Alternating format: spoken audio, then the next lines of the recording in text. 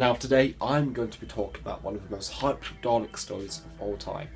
And if you haven't read the title there or there, I'm talking about Evil of the Daleks. Now Evil of the Daleks was written by David Whitaker and it was broadcasted back in the 20th of May till the 1st of July back in 1967. It is the final serial of season 4 and it is also the first serial to have Victoria Waterfield in. Now, like with every great episode of Doctor Who from the 60s, it's either missing, we still have episode 2 to the serial, but the other 6 parts are completely missing.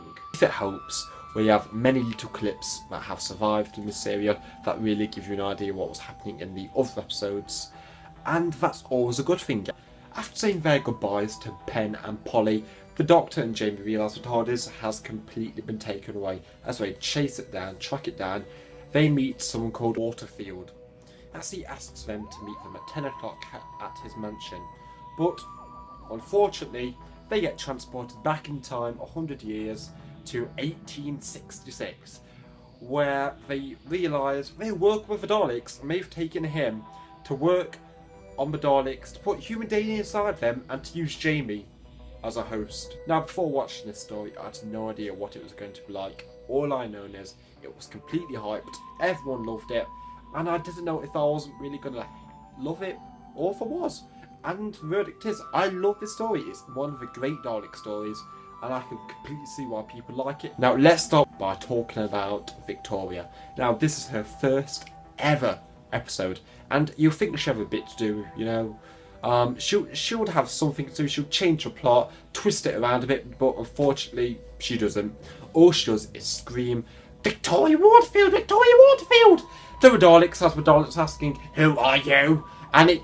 I can't believe I did this. Long story short, she doesn't do much in this episode, and I think that's not always the case, as many episodes she's going to have after this. She does a lot, and she really has a fleshed out character. This episode also made you question the Doctor for his motives. I mean, the whole plot with Jamie and the Doctor not trusting each other, as Jamie doesn't trust the Doctor, why he wants to do what he's doing, and if he's working with the Daleks, it sort of goes on the audience slightly, because you see the Doctor, he knows what he has to do, but he doesn't look like he's hesitating at all. Let's talk about one character in the story now. Unfortunately, I cannot remember his name.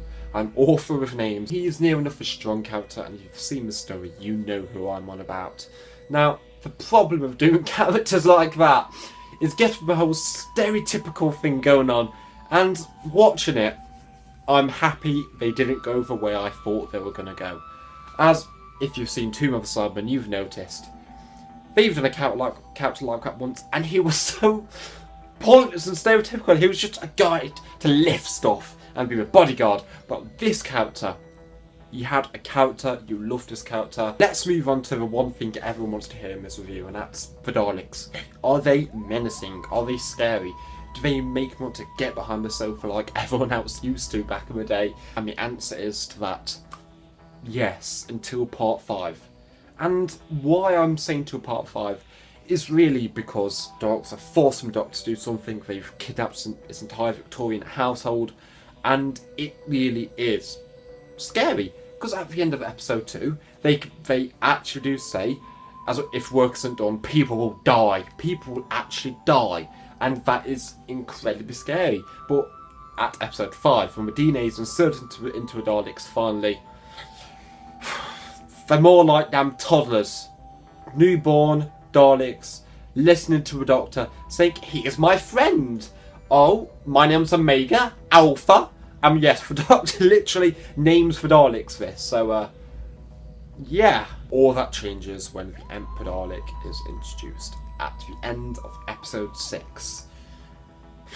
I admit, this moment gave me chills, as it's one of the first appearances of him, and it's such a creepy thing to see, the fact that footage still survives of this Emperor Dalek in episode 7. My conclusion is this is an excellent Dalek story. It's not what you'd expect. It's got a few great moments that really define the Daleks in Doctor Who that have survived, and it's a really big shame this episode is missing. The reconstruction I watched, Loose Cannon, has animated some of the Dalek scenes from when they're entering for when Jamie's climbing, and it really does help with the story, and it gives the story so much more to it.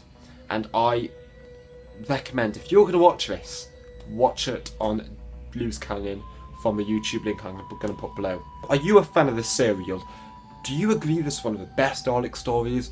Is it one of the best Dalek stories to you? Or is it just a bit of a meh story? Tell me what you think in the comments, because I'm really interested in hearing what you have to say. And I'll see you later. See ya.